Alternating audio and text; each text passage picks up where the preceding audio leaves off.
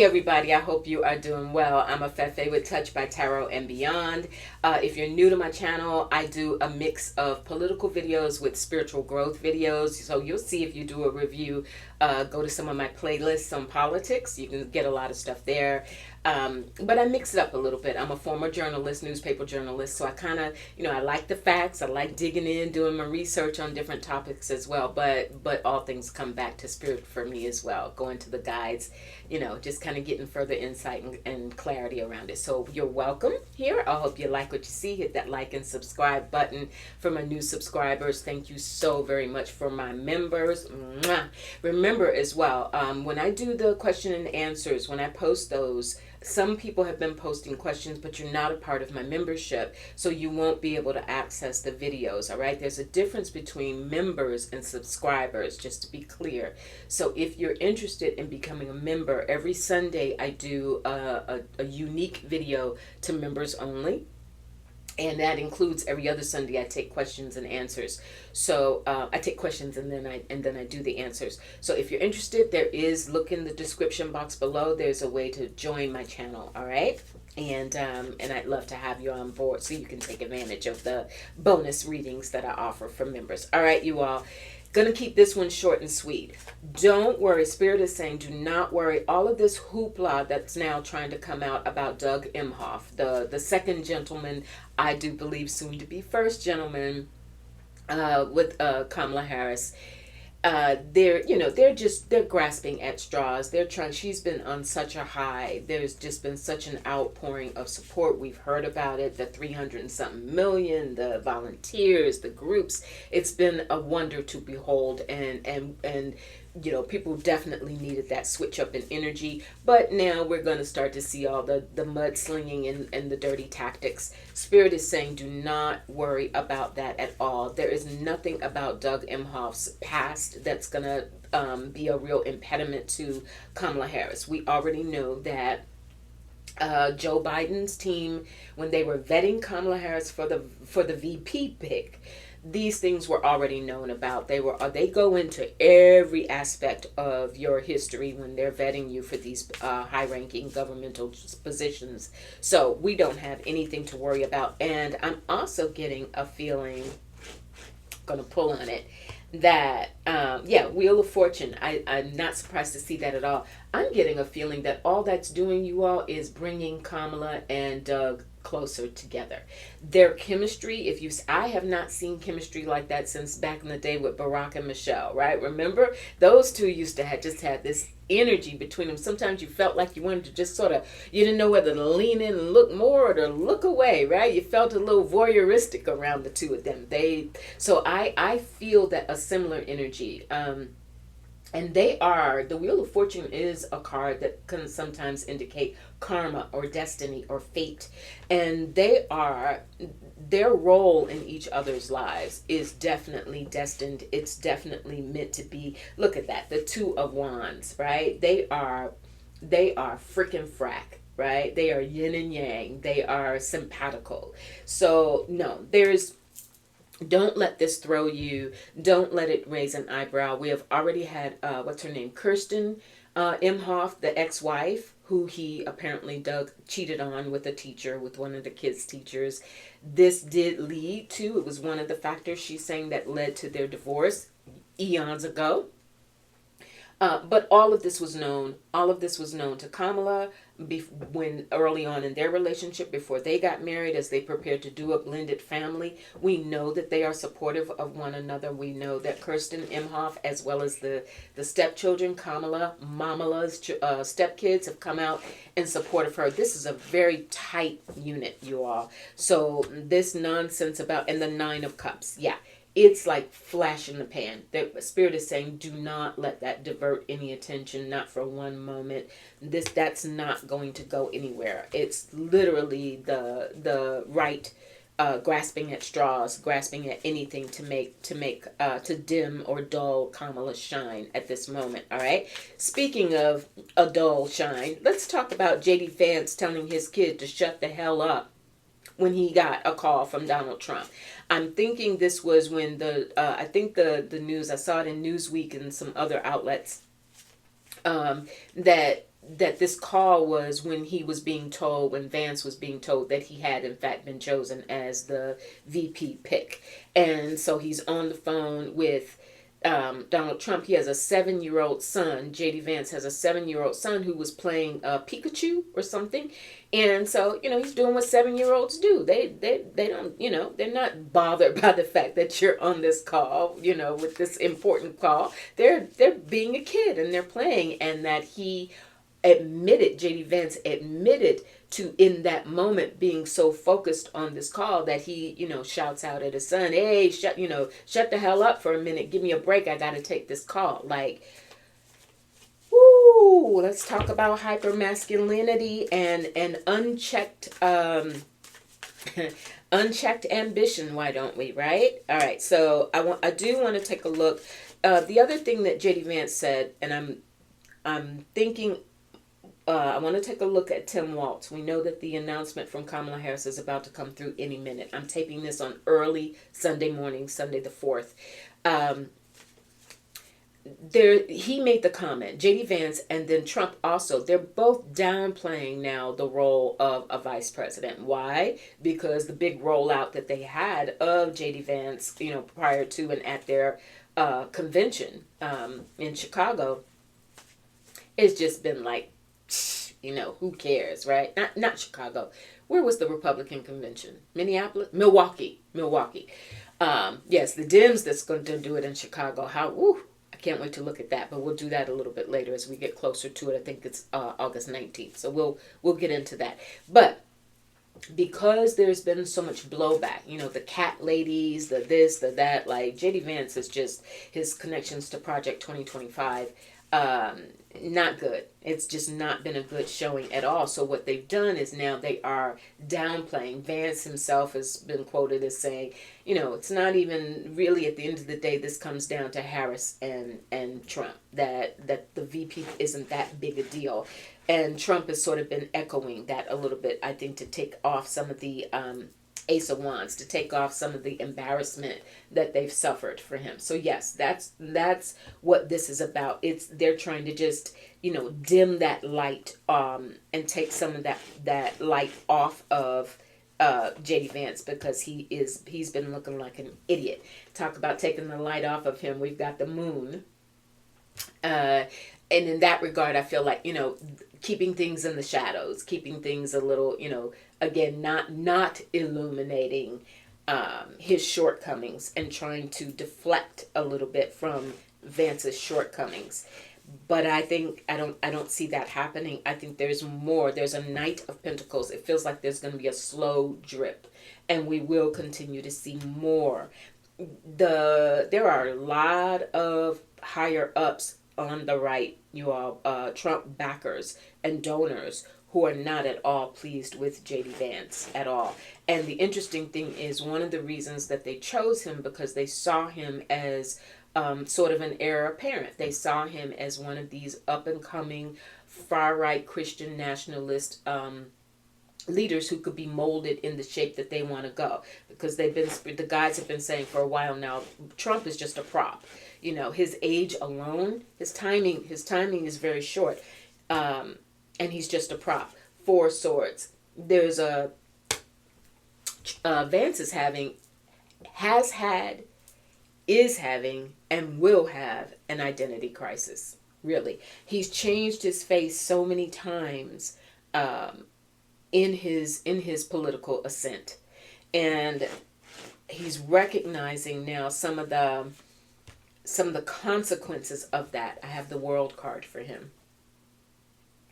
I don't think that JD Vance at this point has a very bright future in front of him. His VP pick bid with Trump notwithstanding, I think outside of that, his political career, after what he saw as this, incredible opportunity, he was going to be at the top of the heap. Yeah, he's going to fall from that just as fast as he rose. Finally, I want to take a look at Tanya Chutkan. So she is back in motion now with the election interference case. There's going to be a hearing on Thursday.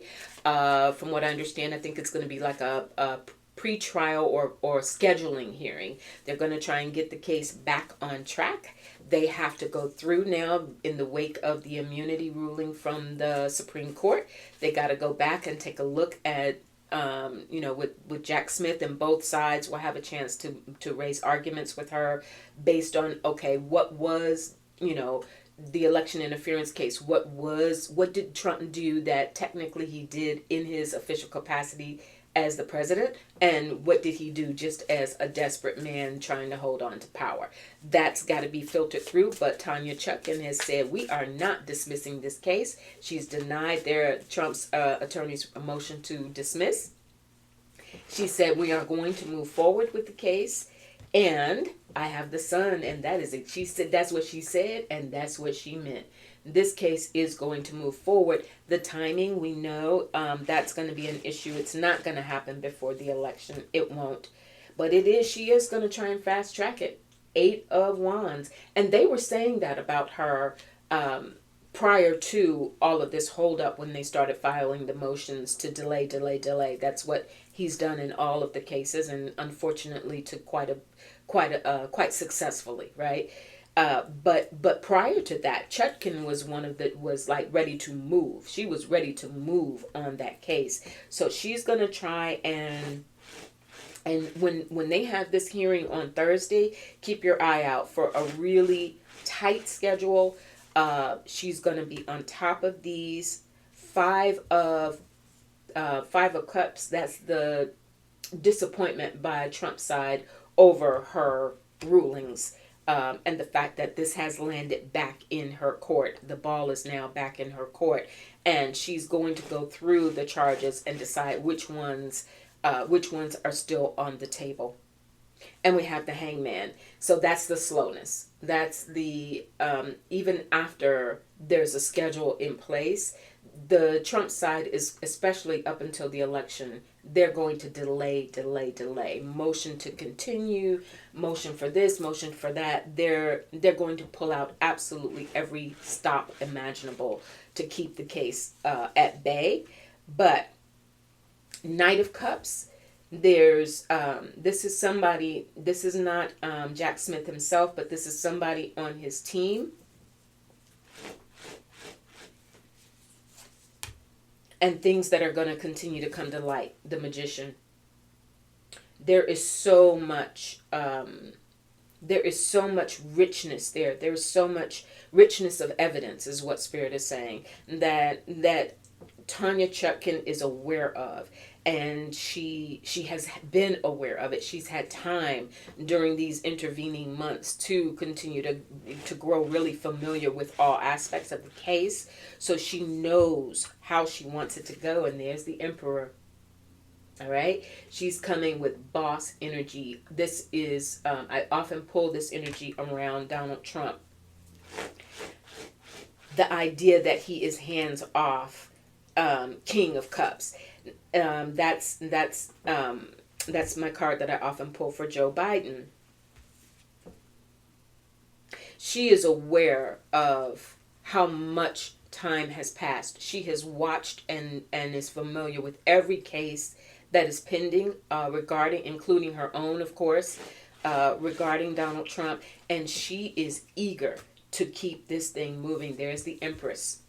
She is eager to get it moving. She has the abundance, the wealth of knowledge, the wealth of evidence, the wealth of legal know-how and legal expertise to have control of her courtroom and what happens there. So yes, she is going to go full steam ahead. However, that Hangman is just as her sights are set on, okay, fine, how do we pare down these charges, if at all, to really get it down to the essence of acts that were undertaken by Trump, not in his official capacity as president. Once they get that down, Jack Smith's got a clean slate to continue to revisit. So from her perspective, Chutkan's perspective, she is ready for this thing to go, but we're going to see Trump's attorneys continue to fight it. And I don't see anything happening before the election, and maybe even into early 2025. All right, you all. That's all I got. I was going to keep this one short for the day. Oh, I'm sorry. Tim Walz came out of nowhere. I was seeing Shapiro. Did a reading last week. Everything was looking good around Shapiro. And then, we talk about these fluctuating energies. Here we go. What role did he play in, did Josh Shapiro play in something that happened with a sexual harassment charge levied against one of his higher ups? And apparently the case was settled out of court, but now we've got women's groups that are coming forward and saying Josh Shapiro got issues in this realm, that he did not adequately protect this employee or this employee's rights, who was said they were being sexually harassed by this person who worked for Josh Shapiro. So he's come under a lot of heat. Secondly, he's taking a lot of heat in terms of as the would-be first Jewish vice presidential pick. He or vice presidential in that position, that his stance on Israel, his stance on Palestine could hurt him and could hurt the ticket in terms of attracting that vote as well. So here comes Tim Walz coming up the backside there.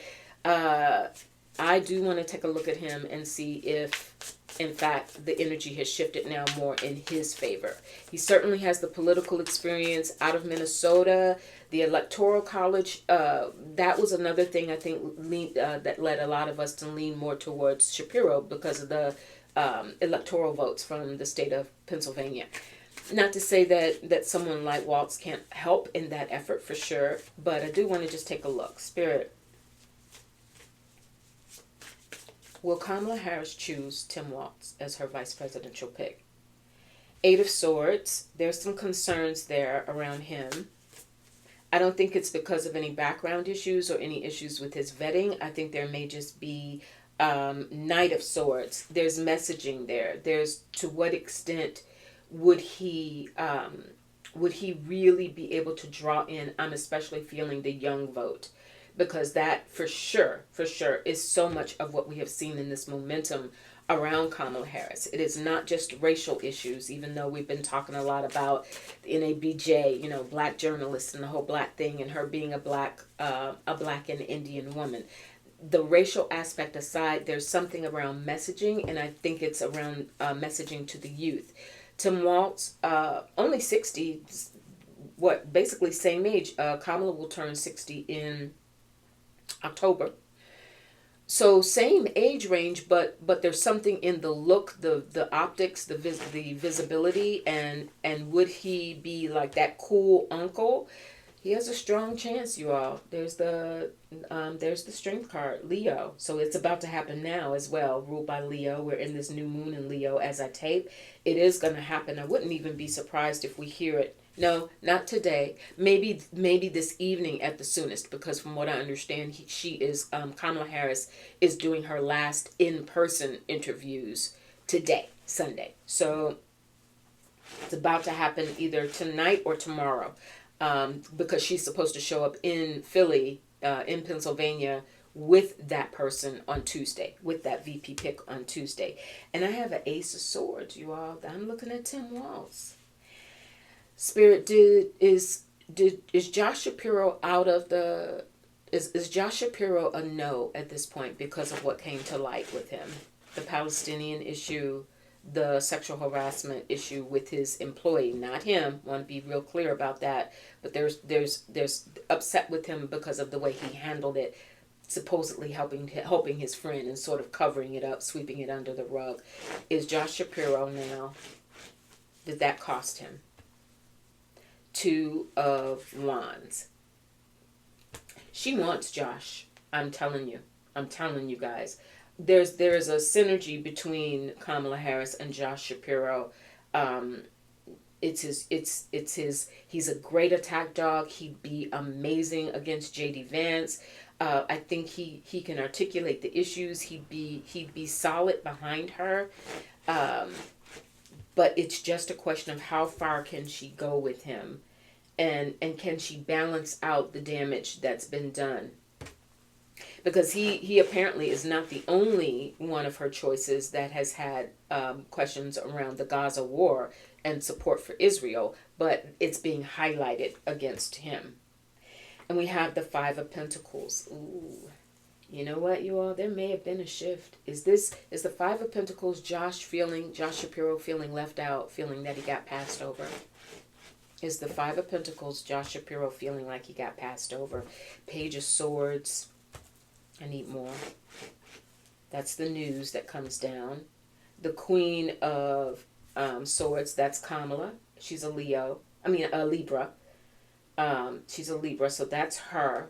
So that's the conversation that she will have with him. And does that conversation leave him feeling like this? Spirit, does the conversation that Kamala Harris have with Josh Shapiro, does it leave him feeling left out? Is it her telling him no? Yeah. Chariot.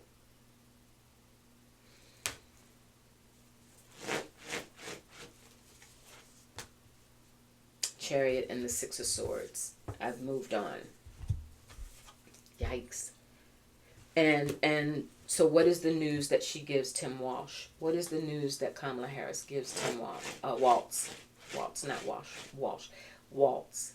Tim Waltz of Minnesota. What is the news that Kamala Harris will give him? Four of Cups. Knight of Pentacles. And the Fool. Four Cups, Knight of Pentacles, and the Fool. This is a really tough decision for her. That Fool, the Knight of Pentacles moves really slow. It's slow, it's deliberate, it's steady. So she sees him as a stabilizing force, but this Fool feels unexpected.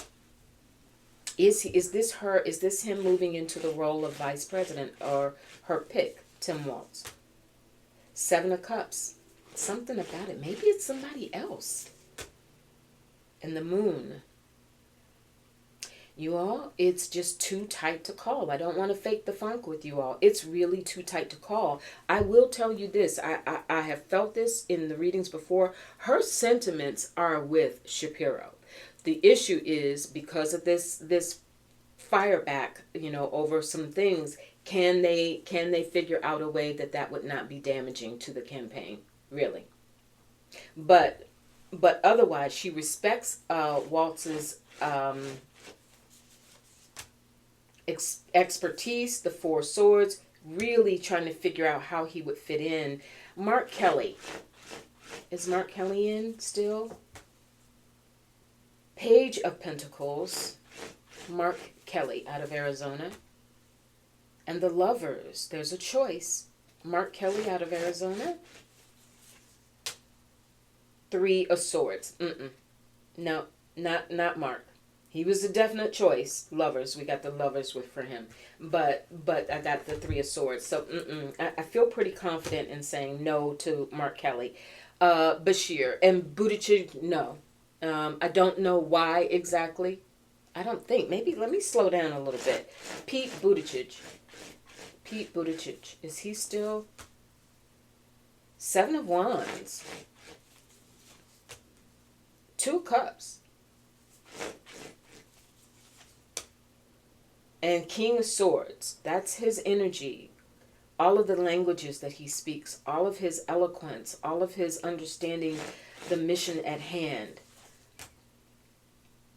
King of Cups. He got two kings back to back. King of Swords. King of Swords and the King of Cups. We've said this before. I'm not the first reader. There have been others who have said one way or another, Pete Buttigieg, his political future is so bright.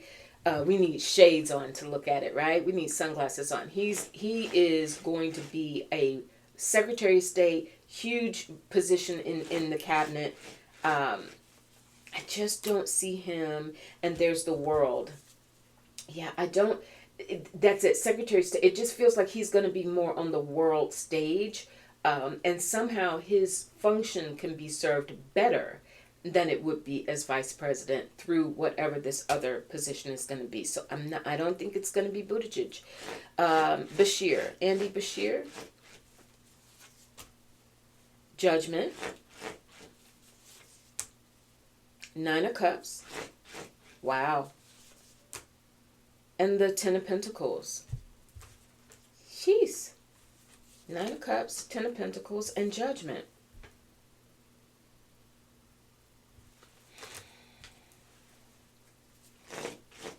That's the process that he's gone through. A Page of Cups and a Page of Wands. There's some level of this has something to do with his background experience. Not that he couldn't do it, but there's some level of, if I compare his spirit, is if it's showing me, if you compare him to someone like Waltz, or even Shapiro, and certainly Buttigieg, there's something in at the level of experience that doesn't seem to be coming across as strongly for him. So all of that's to say, you all, I don't know. You're like, well, Afefe, what good are you? I do think that, I will say this. I do think that this information that's come to light about Josh Shapiro has rattled the situation. And I do feel like it's coming down to Shapiro and Waltz. But it's going to be a last minute decision. And it's almost as if she could blend the two of them, if she could give Waltz Shapiro's youthfulness and sort of, and some of his fiery self, and strip him of some of the other stuff, and use that to pick Tim Waltz, and get rid of the gray and sort of the, old grandpa kind of look, that optics do matter as well as his experience. So they've got to get him with the young voters, with the working class, with the blue collar workers, with the Sun Belt, with the Rust Belt. Like, all of that comes into play. Both of them, Shapiro has a lot of that to offer. It's just, can he shake off these other questions that have been raised around him? So we will see. I'm still leaning. I just feel like I'm leaning between one of the two of those, and we will know very, very soon. All right, you all have a good one. Have a good week ahead, and remember, your chin up, your shoulders back, and we got to keep breathing deep, you all. It's been a really good energetically last week or so, last 10 days or so, and I think we're going to hit some bumps. We know that it's coming. But I think we're going to be okay. I think we've rounded a corner as we go into August and then towards the Democratic convention. We'll talk more about that later. Have a good one. I'll talk to you soon. Bye.